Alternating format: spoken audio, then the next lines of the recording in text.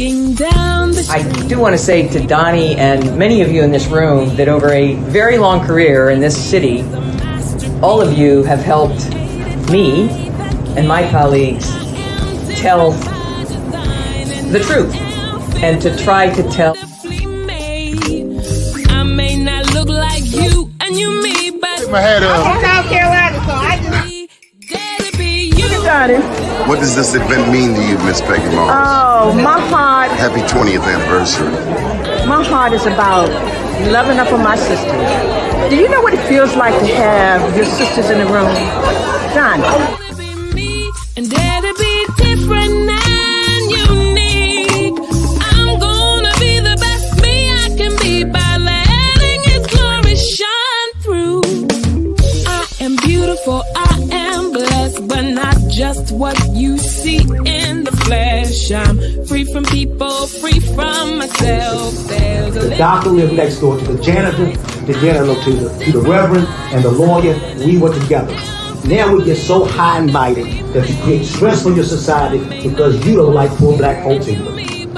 That's a health problem. Get yourself together so I can stop being taking care of geriatric people and get back to pediatrics. I thank you, Doni, for all you've done. Let's keep doing it all the more. letting His glory shine through. Dare to be you, dare to be me, dare to be different and unique. I'm gonna be the best me I can be by letting His glory shine through. And I dare you, I dare you, I dare you to be you. First name's Doni, last name's Glover. In it to win it for the long haul, baby. It's a beautiful day in the neighborhood. We want to bless this week with prayer, if you don't mind. We want to start the week off right. Gracious Lord, bless this show. Bless our guests. Bless us to share some empowering, inspiring, and helpful information. We promise, Lord, to give you all the praise and all the glory. In your mighty, matchless, and majestic name, we say hallelujah and amen. Karen Price Ward, welcome to the show. Thank you. Good morning to you. Thank you for the invitation. Emmy-nominated. So I know you have a set of questions, but there's a narrative Be More News has been covering for the past 22 years. And it all started between you and I down at 501 Orchard Street or 502 Orchard Street, down at the Urban League when you were with Southwest Airlines. But now you're with Stanley Black Decker. Where have you been? What have you been doing? A lot. So a lot of giving back to the community and doing great things. But since leaving Southwest Airlines, I joined Stanley Black Decker, have been here now for 3 years, and with a really main focus on trade skills initiatives. We understand that there's a huge shortage. And so trying to help solve for that shortage of laborers in the community. So I know you want to talk about Dewalt, and we're gonna get to all of that. But I'm trying to understand. You go from airplanes to hammers and saws and those type things. What's the correlation? What's similar? Yeah, well, there's a lot of different things though too. So in terms of similarity, I focused on diversity in my Southwest Airlines career, and I am also now focusing on diversity. So I'm focusing on working with women, the underserved community, as well as veterans. And so that hasn't changed. My hands are very much involved in the community and providing opportunities to nonprofits. And so in my previous life with Southwest Airlines, I spent 25 years supporting particularly the African-American community, but I'm able to do that now in a global way as well. So not only in the Baltimore area, which Black Decker, Stanley Black Decker has a history of being in Maryland and in Baltimore, but also supporting our communities. We have a program at Stanley Black Decker called RISE that really does focus on people of color and particularly students of color. So I'm really pleased with the diversity that I see Stanley Black Decker focusing on. They do have a 10-point plan, action plan, and it's really about supporting the community and helping people to grow in their careers. So that hasn't changed in terms of the community aspect. Okay. After 25 years, you didn't want a desk job. Say that one more time, Doni. After 25 years, you didn't just want a desk job.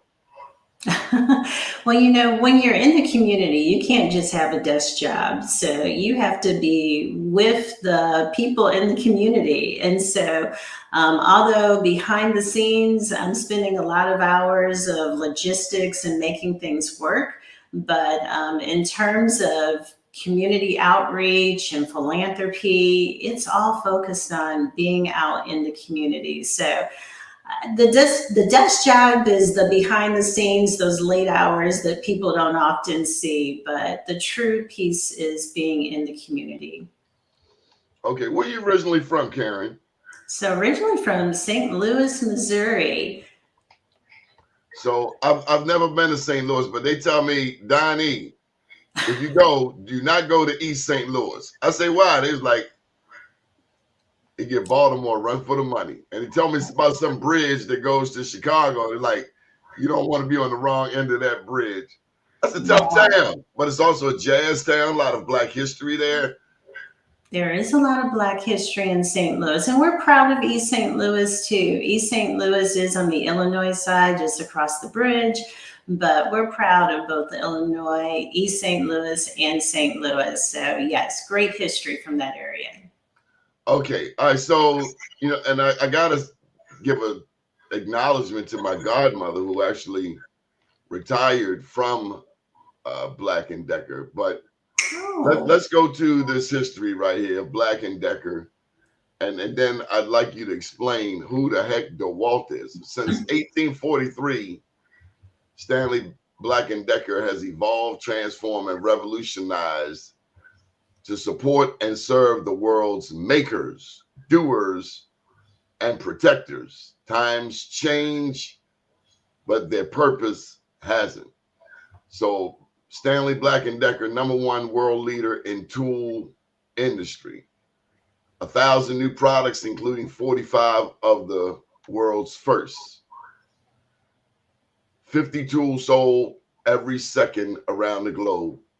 60,000 employees in 60 countries. So that's a multinational.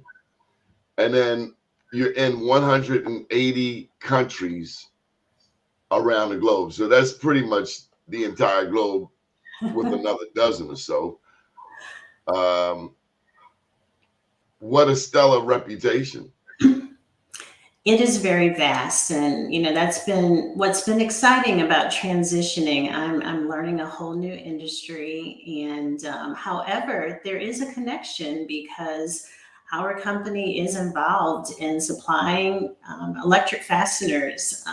We also support aerospace as well, so there's still that connection to aviation. But I'm learning all about the manufacturing industry and particularly about power tools and hand tools. And so learning something new is always fascinating. And then when you open up the dynamic of it being global, that is also fascinating, the diversity behind that. Okay, so who is Dewalt? So Dewalt is a name, hopefully a household name for many professionals that are in the trades industries. You know, it has a very strong foundation. It really resonates with, as I said, professionals, but that is the power tool, the premier brand of one of our Stanley Black & Decker brands that your users are out in the construction industry using on a day-to-day basis. But Dewalt is 100 years old this year, and so we're excited that we're celebrating this. So it's a division within Stanley Black & Decker. Yes, so it is one of the brands within Stanley Black & Decker. You might know some of our other household names like Craftsman, Stanley, Black & Decker. So, but Dewalt is the one that really does resonate to the top and is one of our premier brands. Okay, so tell me about your involvement in the community with Power 52. Yeah, so Power 52 is one of our grant recipients of 2023. And so DeWalt has a commitment to supporting tradespeople, but with that commitment, we call it Grow the Trades. And we have a Grow the Trades grant. And we began this grant in 2023, and Power 52 Foundation was one of those grant recipients. So we issue these grants to nonprofits, mostly in North America. And the sole purpose is to skill and reskill, and in some cases upskill tradespeople so that they can build a viable career. And so Power 52 was a recent grant recipient, and we were able to celebrate them recently. Well, one thing that stood out in that class, there were like 2 or 3 women in there. Yes. And I know that is a part of diversity. Tell me about what excites you when you see in a room full of people learning, in this case, solar energy trades, that there are 2 to 3 women in a class of like 30 or 25. What does that mean to you? First, as a woman.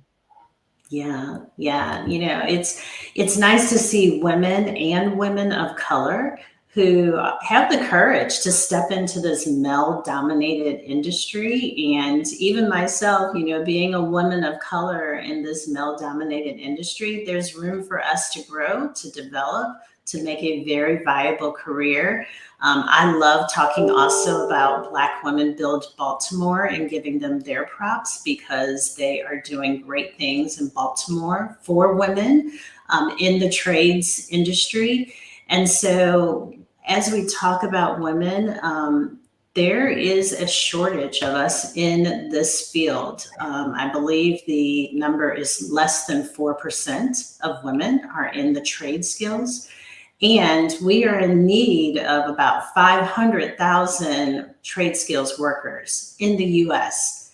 And that number is going to continue to climb over the years. I think over the next 3 years, it's going to amount up to about 2.5 million. So for women, particularly after coming out of the pandemic and being maybe displaced in their career, or maybe they had to take some time off for their family, this could be an opportunity. And the reason I see it as an opportunity is not only do you get to learn a trade, but then you can take that trade and make even a business of it and be a woman-owned business. So I think there's just lots of exciting opportunities in trades because it's really a niche that with there being a shortage, that we need to fill that gap.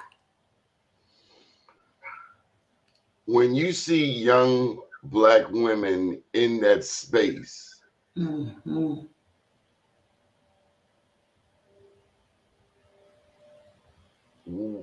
obviously you want to see them have their own businesses. I guess so. Let me back up. As a Black man, I see discrimination all the time. I see how uneven the world is. I see what we have to do as a people just to be in America. Right. How much more challenging is that as a woman? I don't know. I'm not a woman. I'm a man. I'm a Black man. And then if I don't see, I see him coming from all angles. It's challenging. I mean, you in a meeting, let's say, for instance, or even on the work floor, you might see 2 Black men, maybe even 3 Black men, but often as a woman, you are the only one in that meeting or sometimes, you know, on the construction site. So it can be lonely, but I think that one, it's important that we create the space. And so I think what we're trying to do at Stanley Black Decker through Dewalt is create that space. And we are finding that we are able to support nonprofits that are solely focused on training women. So another organization that comes to mind is She Built This City, and they're based in North Carolina, and they focus on solely training women. So then you feel like you have a cohort and you're not in this alone. And you can share that experience as you're learning the skills. So can we feel lonely as Black men too? I mean, when you look at America, the fact that America has 5% of the world's population, but 25 of the world's incarcerated persons, and 35% of them are Black men. It might be 2 or 3 men on the floor of a Stanley Black Decker or a corporation compared to one woman, one Black woman in the same space. But let me tell you, there's another movie that they have us starring in, one that we do not want to be starring in, and one that Black women are quickly starring in. Black women are the fastest growing demographic. And the Black man that does make it onto those floors, they don't typically come off of the corner of Pennsylvania and Lawrence or North and Greenmount. That's quite often a Black man that had some access that the average does not have.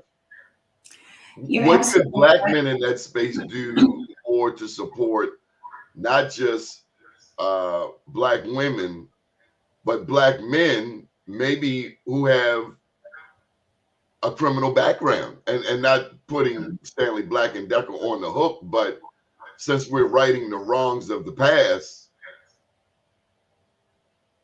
Yeah, you're absolutely correct. And that's what I love about this program, this grant program, because it is a $30 million commitment from Dewalt. And the key focus is really on training for those people who have been justice involved, for people of color, for the underserved community. So we want to help provide skills. And I believe that when you provide skills and set people up so that they can have a career, it builds a sense of confidence in them that they can support their family, that they can take care of their children, their household. And so I think the first part of that is giving them the skill set and the confidence so that they can then walk into that job and be employed to financially take care of themselves. So our piece of it is to help provide that funding so that they can earn that training. And what's the term, the politically correct term? You said justice what? Justice involved. So justice involved, formerly incarcerated. And we're working with nonprofits who are doing just that. I need to write that term down. I work with a number of justice involved people, particularly in New York City. And these returning citizens, as you know, want to work. Many of them want to work. Many of them, nobody wants to go back to prison. I've not met anyone yet who says, hey, sign me up for another 5 to 10 years. Common sense says, I don't want to be here. I want to be somewhere in a constructive and a productive manner. Comment from Michael Randolph down in Tampa. Black females are growing at a faster rate than white females. Black female businesses, I'm sorry. So along those same lines, I think that what I've heard, and you help me out, I've heard that Black women-owned businesses are the star in the Black community. From my understanding, from the research and numbers that have been gathered since COVID, is that Black women businesses, if nobody else is succeeding, Black women-owned businesses are surpassing everybody. White males, white females, everybody. That's my understanding. Have you come across similar information? Well, that's new to me, but I'm glad to hear it. But what I don't know about that particular information is, are we excelling the trades initiatives? So I'm not sure what industry that's focused on, but in terms of trades initiatives and women excelling, I still think that there's a great opportunity because there is such a shortage in the labor industry. That's a great point. I know here in Baltimore, and not far from me here in Sandtown, over in Upton, there's some women who are renovating houses. I think you have alluded to that in some of your dialogue. Some of the women who are taking on these trades. Now, give me the right term now. Trades industry jobs. Yeah, the trade skills Trade industry. skills. Yes. So there's a program, trades skills industry. There's a what is specifically is Dewalt doing? And it's called, don't tell me, I got my notes. It's the trades grant. What's the trades grant? DeWalt's, I'm sorry, Grow the Trades grant. There we go. Yes. So the Grow the Trades grant is a 5-year commitment and is a $30 million commitment over 5 years. So we began in 2023. And each year we are using those funds specifically for nonprofits to help with training and reskilling and upskilling for trades initiatives and focus on those segments that we were talking about earlier: justice involved, underrepresented, underserved, people of color, people who were maybe displaced from the pandemic, who are looking for a new career.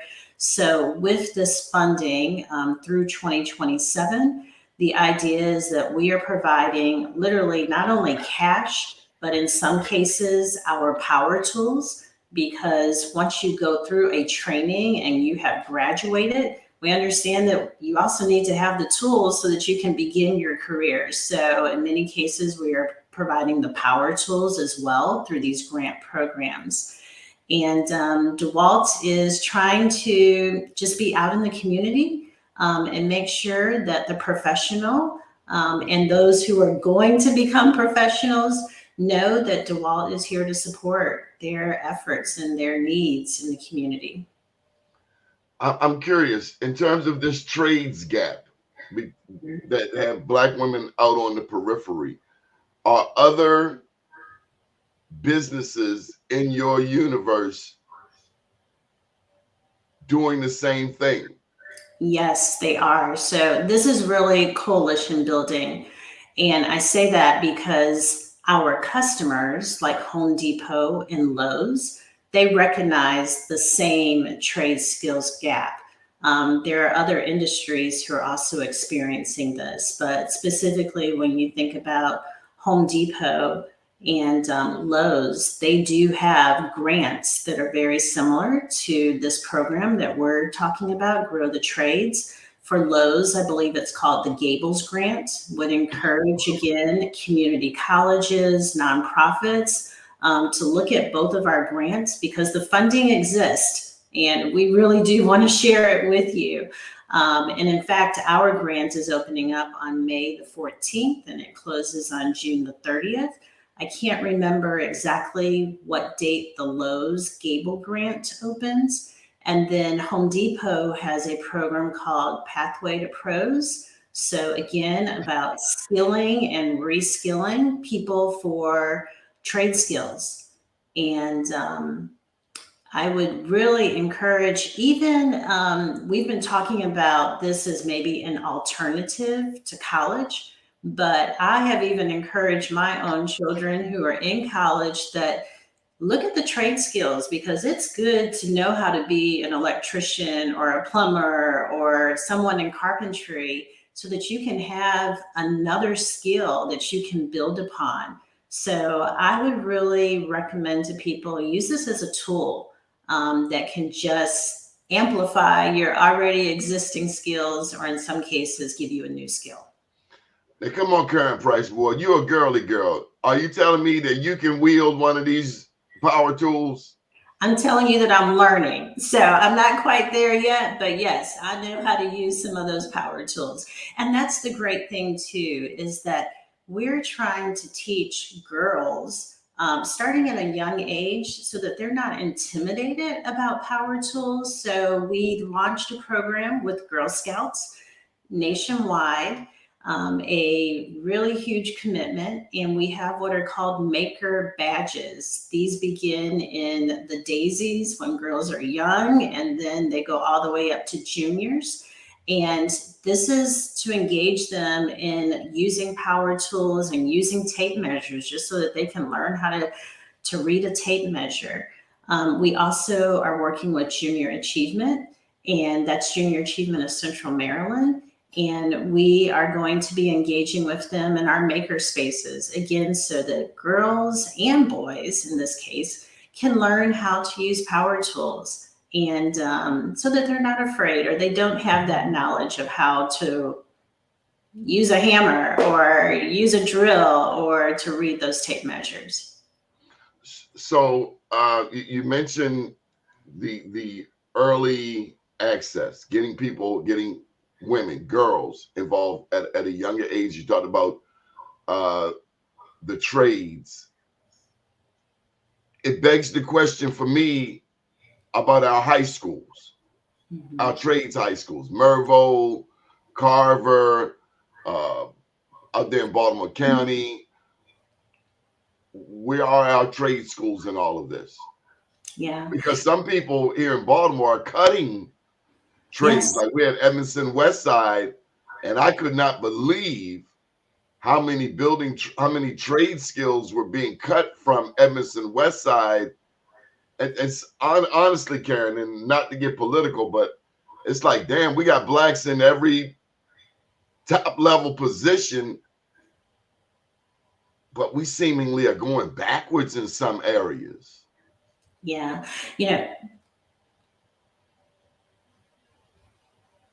Hello? We're still here. We're still here. Okay. All of a We sudden. can see you loud and clear. You're good. Okay. Absolutely correct. Trade schools in high schools. I can remember in my day of high school that you could take a wood shop class, you could work with your hands. But these days, a lot of those classes don't exist because funding has been cut.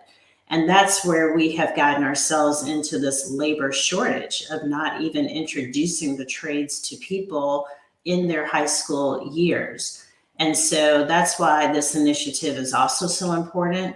A lot of the community colleges do now have vocational trade skills training. Baltimore County Community College does, Prince George's Community College does. So we are supporting them with this funding so that they can continue to introduce those. But that's after high school. So beginning earlier is so important. And you are correct. There is funding that is being cut. And so us as a corporation through Dewalt, we are using our philanthropic dollars to support introducing and skilling people in the trades. So if you're just joining us, we're talking with Karen Price Ward. We're talking about the Dewalt Grow the Trades grant and why it is important. Dewalt has made a commitment to support tradespeople, which we call Grow the Trades, which they call Grow the Trades, committed to closing the gap, the trades gap. And we heard a lot about different gaps over the years. This is the trades gap, facilitating all people to join the trades, including women, diverse populations, millennials, Gen Z. So collectively, we can improve tradespeople productivity. And they have committed $30 million to invest in trades initiatives over the next 5 years through 2027. The aim is to align with industry, customers, unions, nonprofits. So let me ask you, any unions who stepped up to the plate to join forces, Karen?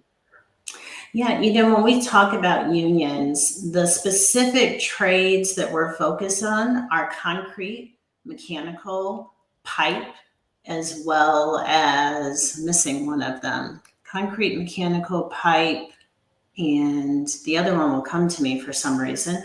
But within those, finishing. So finishing would be, your painting and some of the carpentry there. But we are linking arms with organizations and unions that are in those particular trades. So working a lot with pipe fitters, working a lot with mechanical contractors unions, and helping to support their training centers where the students and workers are getting those skills. So is there a website that we want to put out there for people to follow up on? Absolutely. So you can go to DewaltGrowTheTrades.com. Also, you can go to StanleyBlackDecker.com and then go to Grow the Trades. So if you look up Grow the Trades, you will be able to find both of those websites. On those websites, we do have some FAQs as well as some guidelines about the grant program. Just again, quickly, it does open up on May the 14th. It closes on June the 30th. We really do get our employees involved in this whole initiative and campaign. So our employees will be reading the applications, making the selection. Our executives will help to read some of those applications. And then we will be announcing those grant recipients on National Tradespersons Day, which is September 15th. And the cash and the tools will be in bank accounts by the end of 2024. Okay. So here's a question from Tammy out there. Tammy Thomas is commenting from TEDCO. I was trying to get her to come on screen. Oh, okay. She shared this lengthy quote right here about a smaller grant opportunity. Are you familiar with TEDCO? I'm not, so I'm interested in learning. Well, they have a website, tedcomd.com. Okay. And I certainly have her number to share with you. And they deal with the technology, obviously. And Omar Muhammad's over there, among other people. You remember Omar? I don't know if I do. Okay, he was formerly president of Black Professional Men. So here's a question for you. How will AI impact the trades? Will robotics be the new human? Yeah, AI is important. We do have an AI department is what I'm learning recently. And it's embodied in whether it's our customer service, but also in our development. We are going through some, I guess you would call it restructuring, simplification. But I was just meeting with our Chief Technology Officer in our engineering department, and AI is definitely a part of how we continue to be the premier brand in power tools. So most importantly, yes. This is from Tammy. TEDCO helps to identify, invest in, and grow tech and life science startups in Maryland. So maybe there's some synergy there with TEDCO. They invest in technology. I mean, you combine technology and the trade skills. I mean, heavens to Betsy. But all of that to say, you know, we have to bring you on the show a little more and keep getting the word out there, especially as we approach September. And who knew that we have a trade skills day? Yes, we do have a trade skills day. And then in November, we have apprenticeship week. And then we make the entire month of September, kicking it off with Trade Skills Day, Grow the Trades Month. So internally and even externally, we have some programming. And then, excuse me, but our firefighters, we celebrate them too, because they are using our Dewalt tools to save lives when they are making their rescues. So we do support them for National Volunteer Firefighter Day, which I believe is August the 18th. And so we'll be giving away about 500 different kits of Dewalt tools to volunteer fire departments. Well, we certainly want to support our firefighters. What I love about our emergency personnel, as much as America is faced with racism, that's one line of work where we cannot afford racism. Right. Those people who go out and save lives. And generally speaking, we're very proud of our emergency personnel across America. And so we're glad that you are supporting them. I mean, can you imagine being trapped in a fire and the fire truck has to pull out a Stanley Black Decker tool to maybe get through a wall or roof, or it becomes very important. And so we thank you for, you know, being a great partner, not just about selling tools, but about making life better for everybody. Yeah, I mean, we consider them trades professional people because they are using power tools, and particularly power tools that have batteries. So we're not talking about cords that have to stretch in time of need and emergency Because to like, I remember doing the hedges as a kid, and I hit the yeah, wire. Oh my God. yes. So these are all battery operated so that they can save lives instantly. And save the tools. You Yes. never cut the wire, huh? No, I try not to. Those big old hedge clippers, and then something went wrong. I remember it was like, damn, you done cut the cord.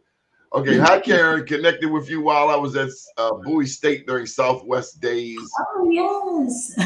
You are a rock star. So happy to see your continued support of our ecosystem. Dewalt is an excellent corporate community partner. Flattery will get you everything.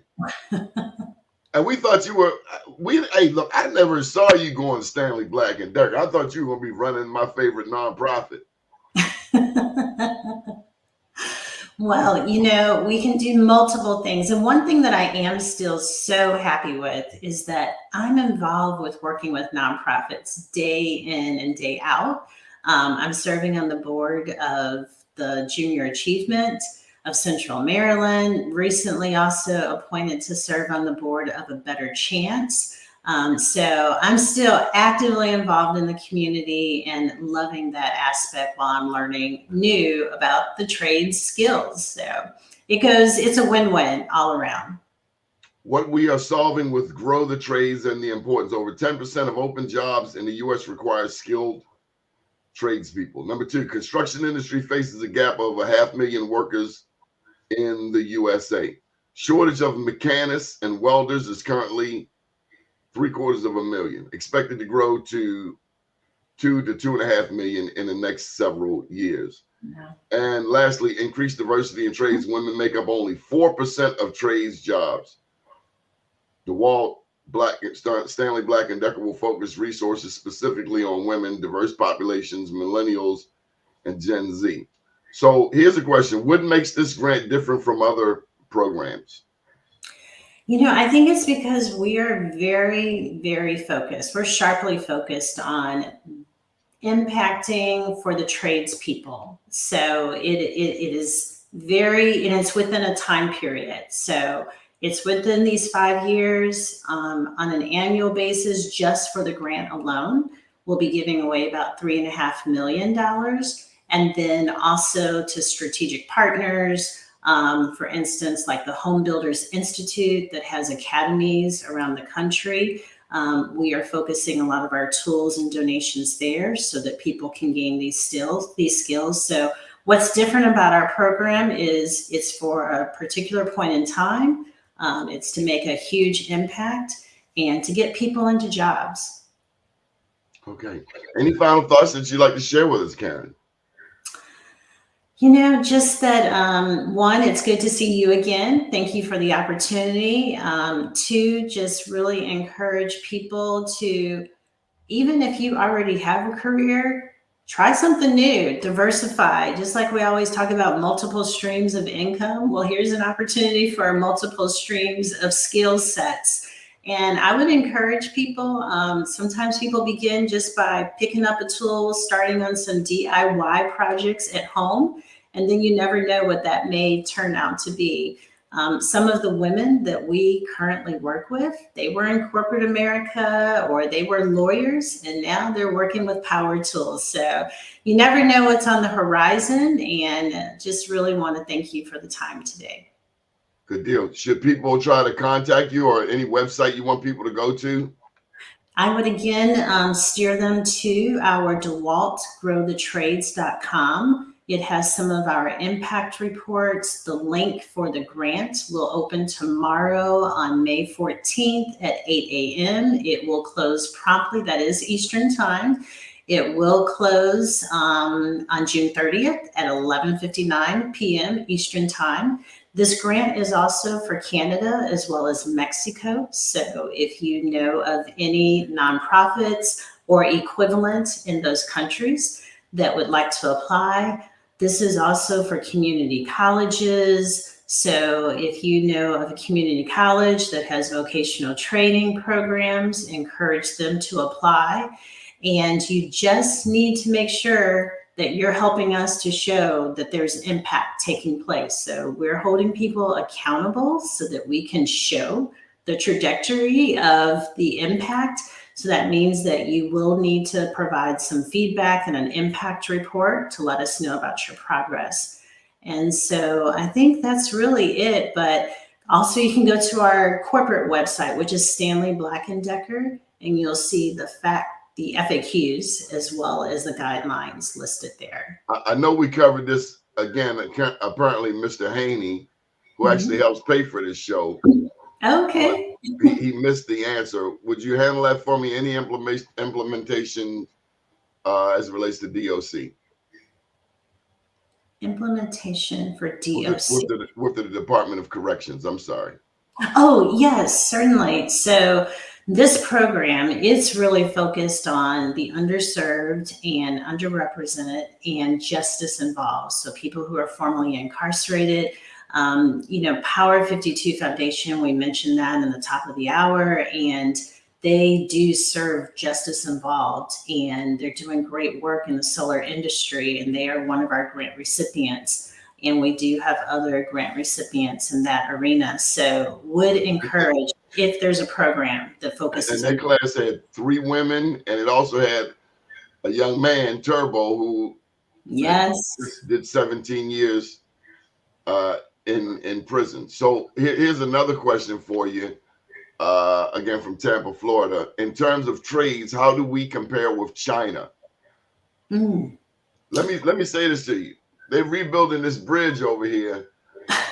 Now, I've never been to Asia. I've been to Africa, Middle East.